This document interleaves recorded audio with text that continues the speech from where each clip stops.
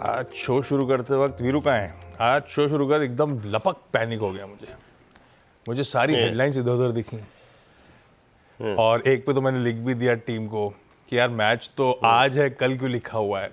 फिर हेडलाइन पढ़ते पढ़ते रियलाइज हुआ कि ये पैनिक क्यों था। छुट्टी से लौट के आया तो मुझे लगा मंडे आज और मैंने मंडे का रनडाउन खोल रखा था। भाई साहब सॉरी, प्रोड्यूसर साहब लोग सुन रहे होंगे, आज मंगलवार का दिन है। वो तो अच्छा हुआ सामने कुछ डिटेल आ गई, नहीं तो मामला गड़बड़ा जाता। खैर, मंगलवार की सुबह इस हफ्ते का डे 2 और वो फ्राइडे के शॉकर से कहना चाहिए उभर नहीं पाए भारतीय बाजार। कल back to back 9th straight trading session था जब भारतीय बाजारों में इन रेड समाप्ति हुई, दबाव के साथ कामकाज हुआ। और कल का सेशन आपकी स्क्रीन पर रखता हूं। शुरुआती ट्रेड में उछले 136 अंकों का उछाल था, बस वहीं से एक शार्प ड्रॉप और 136 पॉइंट ऊपर वाला निफ्टी 120 पॉइंट के दबाव के साथ शुरुआती ही ट्रेड में कामकाज करता हुआ नजर आया। यानी कि वो पहले घंटे में 250 पॉइंट का ड्रॉप कह लीजिए, दिन के हाई से वो लोस के बीच में, और वो 250 पॉइंट का प्लंज हमें ले आया था 22,005 के स्तरों से, जहां से फिर कुछ वो कह लीजिए important support zones, critical zone से कुछ बहुत रिकवरी वापस प्ले आउट होती हुई नजर आई और फाइनली वो फ्लैट क्लोज। पर ध्यान रखिएगा, कल का क्लोज बहुत दूर नहीं है वो जो डेंजर जोन है बाजार का उससे, और मामला गड़बड़ा ही रहा है। कोई रिकवरी का अटेम्प्ट हमारे बाजारों में सस्टेन नहीं कर पा रहा है।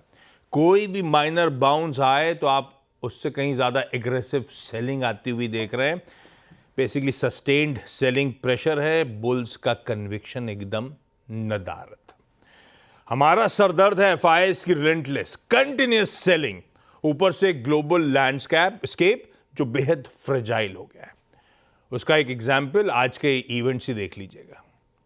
4 मार्च है आज से वो मेक्सिको, वो कनाडा पे 25% टैरिफ जो 1 महीने का 30 डेज का पॉज था, आज वो इंप्लीमेंट हो जाएंगी। आज ही से चीन पर अतिरिक्त 10% ड्यूटी लगनी है। पहले 10% तो लगाई दी थी, इन दोनों की रोक दी थी। चीन पे अब एडिशनल 10% लगती हुई नजर आएगी। तो वैसे ही समन्वय बिगड़ रहा है।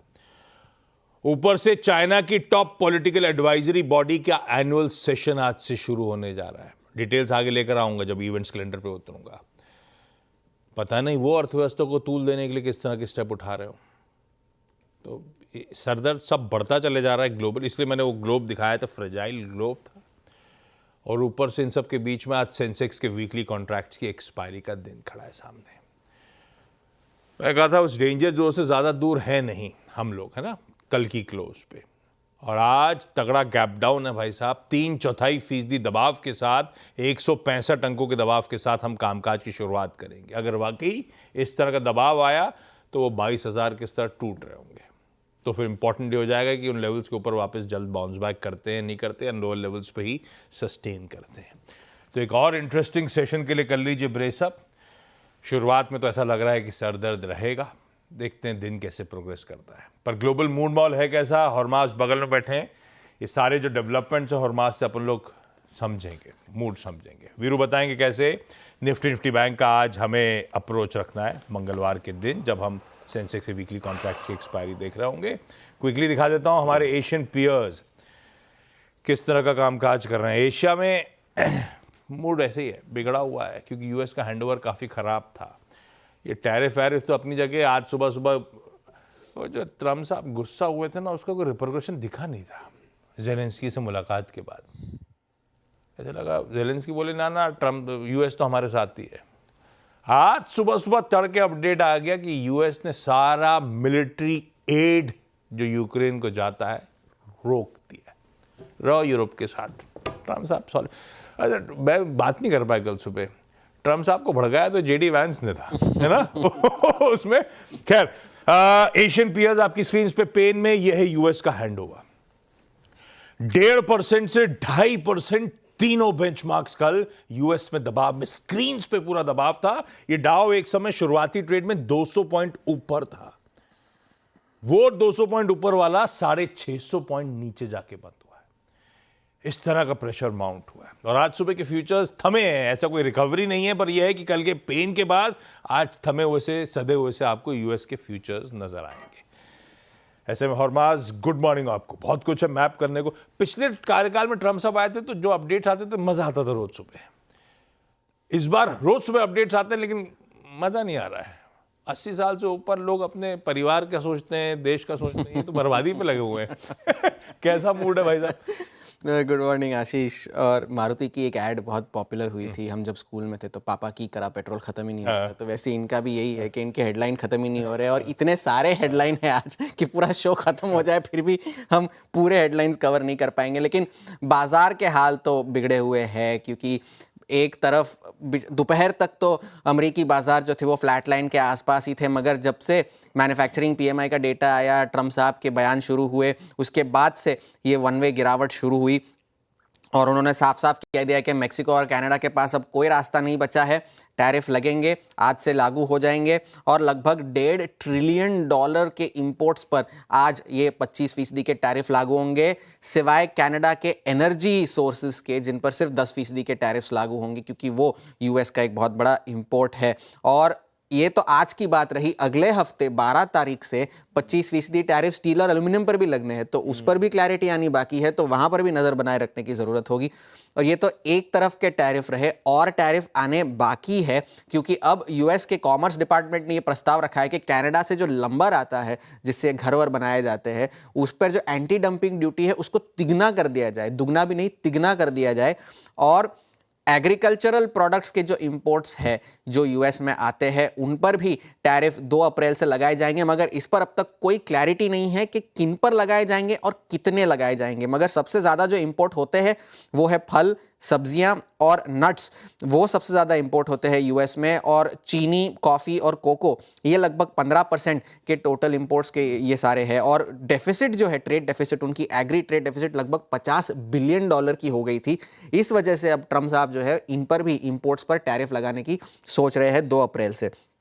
मेक्सिको, इस पर भी मेक्सिको को सबसे ज़्यादा नुकसान होगा, क्योंकि 2023 में उन्होंने लगभग $45 बिलियन के जो एग्री प्रोडक्ट्स जो है एक्सपोर्ट किए थे यूएस को, और कनाडा और यूरोपियन यूनियन दोनों ने मिलकर $73 बिलियन के एक्सपोर्ट्स किए थे एग्री प्रोडक्ट्स के। तो इन पर सबसे ज़्यादा नुकसान होने की ज़रूरत है। और ट्रूथ सोशल पर कल ट्रंप ने लिखा भी कि अमेरिका के किसान जो है वो तैयारी कर ले कि उन्होंने और ज़्यादा प्रोड्यूस करना होगा, जो सिर्फ यूएस में बिकेगा उनके लिए भी अच्छा होगा और देश के लिए भी अच्छा होगा।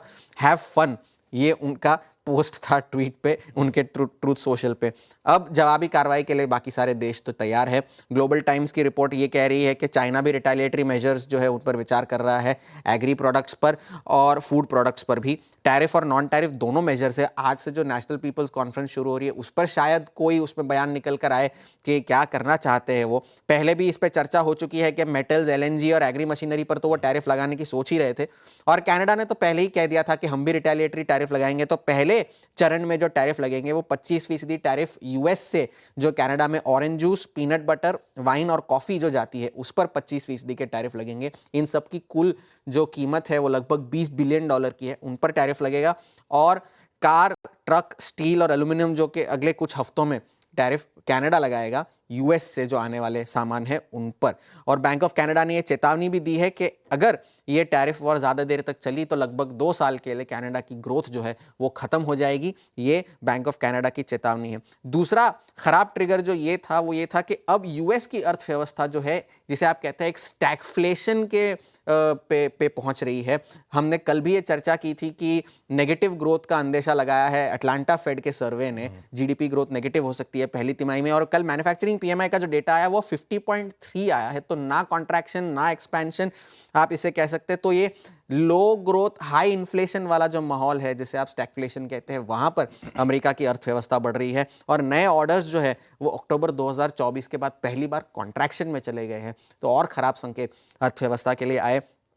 अगर ये सब काफ़ी नहीं था तो अब ओपेक भी आ गया है। उसमें ओपेक ने अब ये तय किया है कि जो प्रोडक्शन इंक्रीज जो रोक रखी थी उन्होंने, उस पर वो अब फिर से अमल करेंगे। और सऊदी अरब और रूस दोनों मिलाकर लगभग 1.5 लाख बैरल प्रतिदिन का प्रोडक्शन बढ़ाएंगे अप्रैल के महीने से, और इस वजह से जो है तेल की कीमतों में गिरावट आई है। ब्रेंट क्रूड 3 महीने के निचले स्तरों पर है।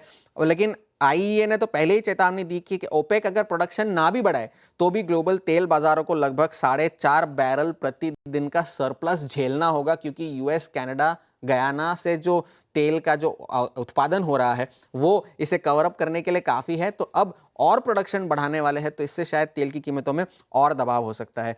इस सारा मूड माहौल सारी दुनिया में बिगड़ा हुआ है सिवाय यूरोप को छोड़कर, क्योंकि यूरोप जो है कल रैली किया, सारे बाजार अच्छे से बंद हुए और डिफेंस स्टॉक्स खास करके बहुत तगड़ी रैली उनमें वहां देखने मिली, क्योंकि यूरोपियन कमीशन की जो अध्यक्षा है उन्होंने ये कहा है कि आज रीआर्म यूरोप की योजना का वो ये करेंगे, अनवेल करेंगे कि क्या करने वाले हैं। और इस वजह से सारे डिफेंस स्टॉक्स जो है यूरोप में, फिर चाहे वो डसॉल्ट हो, हैंसोल्ट, लियोनार्डो, सभी में 15 से 20% की तेज़ी कल हमें देखने मिली। एनवीडिया के लिए मुश्किलें बढ़ती जा रही है, क्योंकि अब उन पर ये जांच शुरू होगी कि वो चीन को जो एक्सपोर्ट कर रहे थे वहाँ पर जो नहीं कर सकते, वो सिंगापुर के जरिए एक्सपोर्ट कर रहे थे। चिप तो पहुंच ही नहीं है।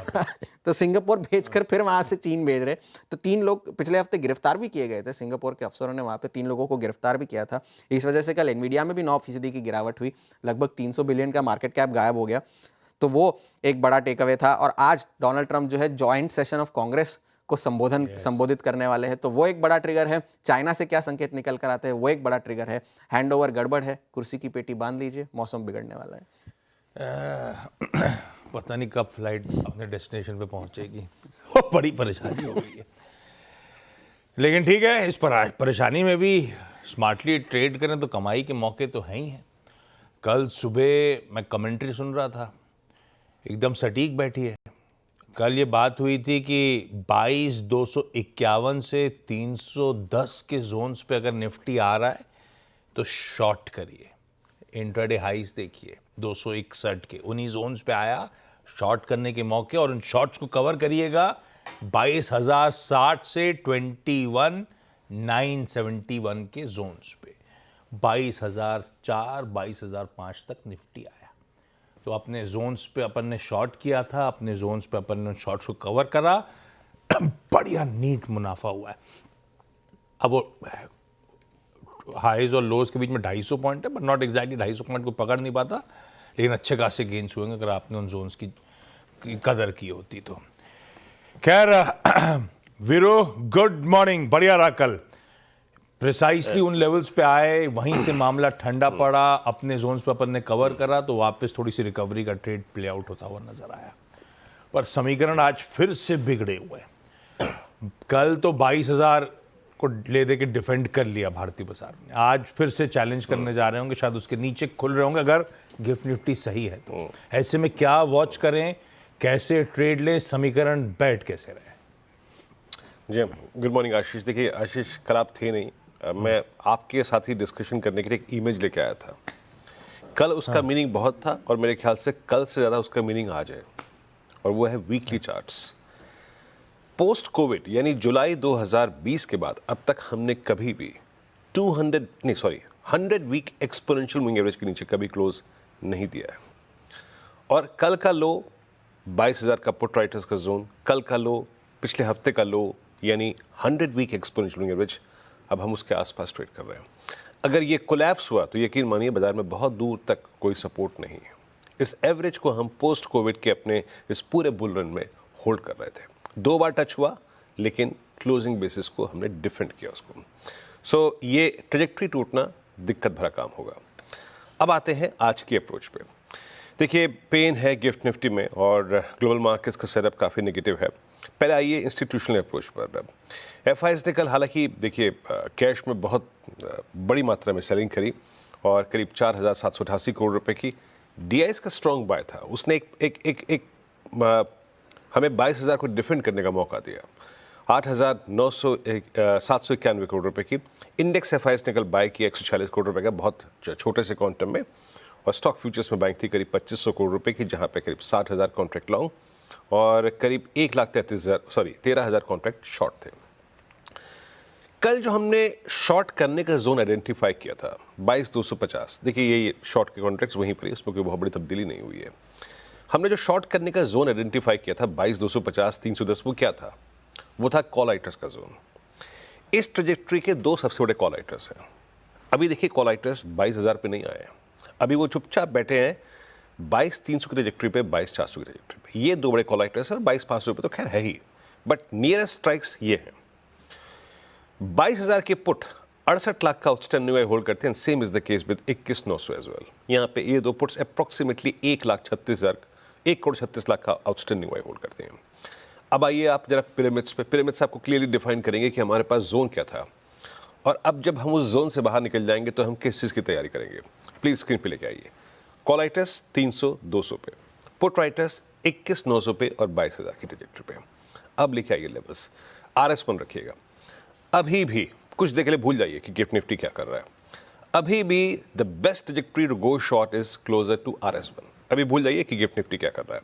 22,248, 309, मोटा मोटे मान के चलिए कि 22,240 और 280 के जोन में अगर स्पॉट है तो अच्छा शॉर्ट का मौका है।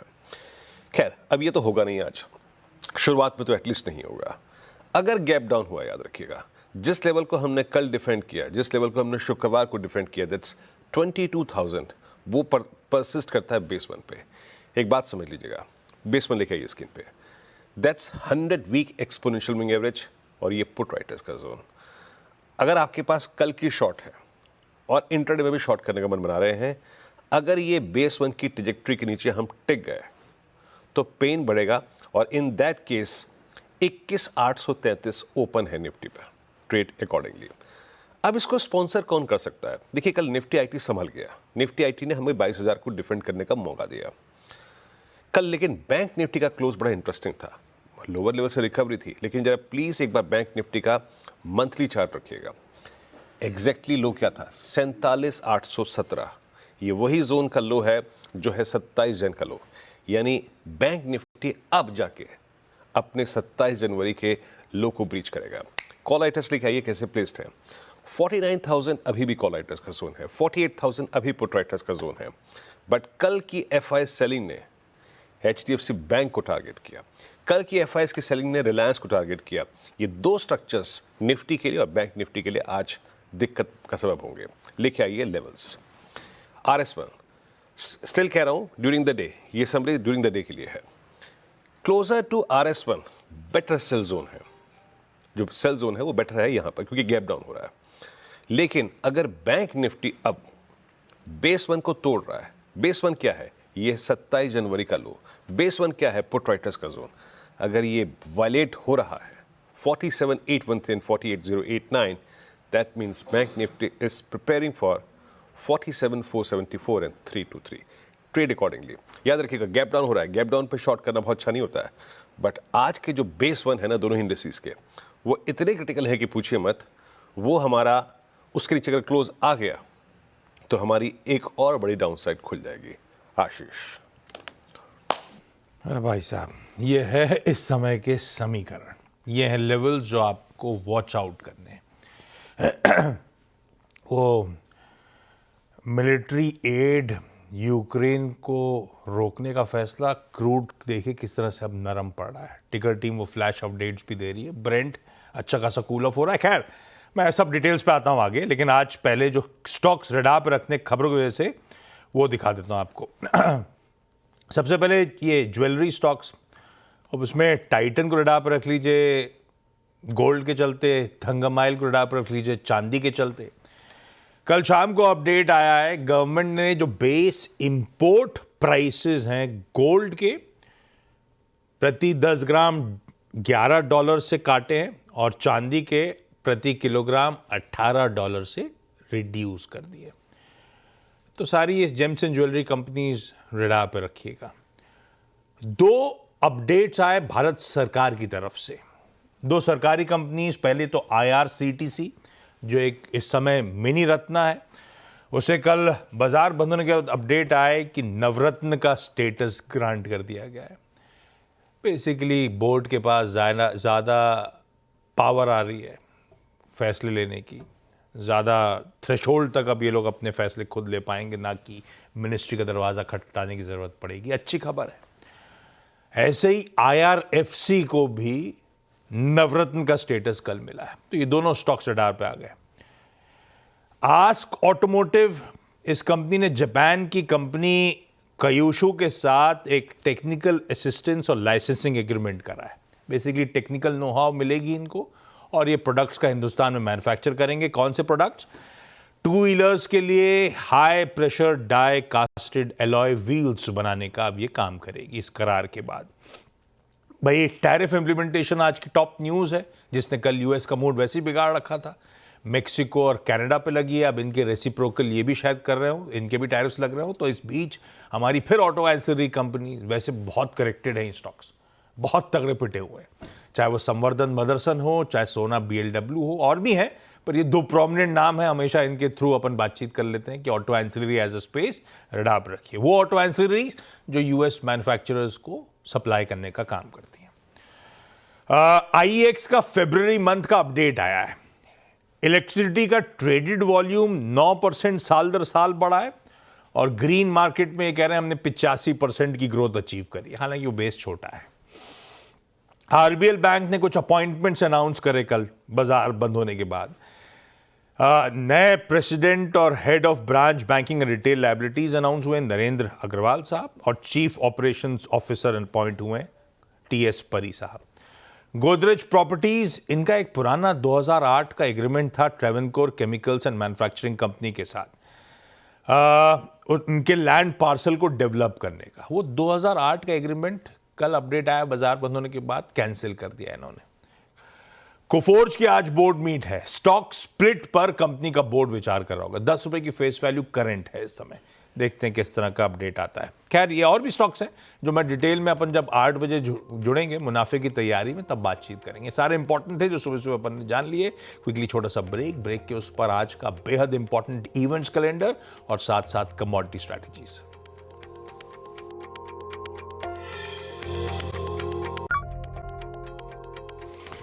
आज का इवेंट्स कैलेंडर, मंगलवार है सेंसेक्स के वीकली कॉन्ट्रैक्ट्स की एक्सपायरी का दिन। आज ब्राजील उभरते बाजारों में छुट्टी बना रहा होगा, कार्निवल शुरू हो रहा है वहां पे। ट्रम्प साहब की जो प्रपोज टैरिफ्स हैं मेक्सिको, कनाडा और एडिशनल चाइना पे आज से लागू। इस बीच हमारे कॉमर्स और इंडस्ट्री मिनिस्टर पीयूष गोयल साहब वॉशिंगटन पहुंच गए। वहां पे बायलैटरल ट्रेड एग्रीमेंट डिस्कस करने के लिए, ध्यान रखें रेसिप्रोकल टैरिफ्स की डेडलाइन 2 अप्रैल है, उससे पहले गोयल साहब पहुंच गए। वहां पे यूएस ट्रेड रिप्रेजेंटेटिव ग्रीर साहब और US commerce secretary hovered Lutnick, जिनको गणित के लिए ट्रम्प साहब ने हर जगह इस्तेमाल किया है रेसिप्रोकल टैरिफ वगैरह के लिए, उनसे मुलाकात होनी है गोयल साहब की। इंटरेस्टिंग है। चाइना की 14th National Committee of the Chinese People's Political Consultative Conference, आसान शब्दों में चाइना की टॉप पॉलिटिकल एडवाइजरी बॉडी की आज से बैठक शुरू हो रही है, प्लस कल एक और बैठक शुरू हो जाएगी। दरअसल चाइना में इस हफ्ते ये सब बैठकें चल रही होंगी और शायद हो सकता है वहां पे मेजर्स अनाउंस हों इकोनॉमी को सुधारने के, प्राइवेट सेक्टर को दमखम देने के, प्लस इस टैरिफ वॉर के बीच में रेसिप्रोकल, तो चाइना भी कुछ ना कुछ कर रहा होगा। ये फैसला इस बैठक में हो रहा होगा, इसीलिए बहुत इंपॉर्टेंट। डोनाल्ड ट्रंप साहब आज जॉइंट सेशन ऑफ कांग्रेस को, यानी कि पहली स्पीच उनकी कांग्रेस को अपने सेकेंड टर्म की, वो संबोधन होगा उनका, पर ये टेक्निकली कल सुबह हो रहा होगा अपने टाइम के हिसाब से। कल सुबह 7:30 बजे इंडियन स्टैंडर्ड टाइम के हिसाब से वो स्पीच होगी, लेकिन क्या है आज के कैलेंडर में लगता है वो। कोफोर्ज की मैं बता ही चुका हूं, बोर्ड मीट है स्टॉक स्प्लिट पर।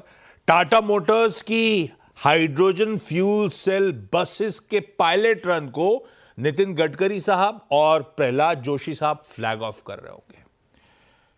जापान के बीओजे गवर्नर की स्पीच है, पर वो आज शाम 7:30 बजे इंडियन टाइम के हिसाब से। आज एक वेबिनार है डिपार्टमेंट ऑफ फाइनेंशियल सर्विसेज का, जिसमें पीएम मोदी भी ऑडियंस को करीब 12:30 बजे एड्रेस कर रहे होंगे। और हाँ ठीक है, बाजार का मूड माहौल खराब है, लेकिन अपनी स्पिरिट्स हाई रखिएगा। अपने को टीम इंडिया को आज दोपहर 2:30 बजे से सपोर्ट करना है। इंडिया वर्सेस ऑस्ट्रेलिया, पहला सेमीफाइनल मुकाबला आज है चैंपियंस ट्रॉफी का। खैर तब और आपकी second plate please quickly screen पे।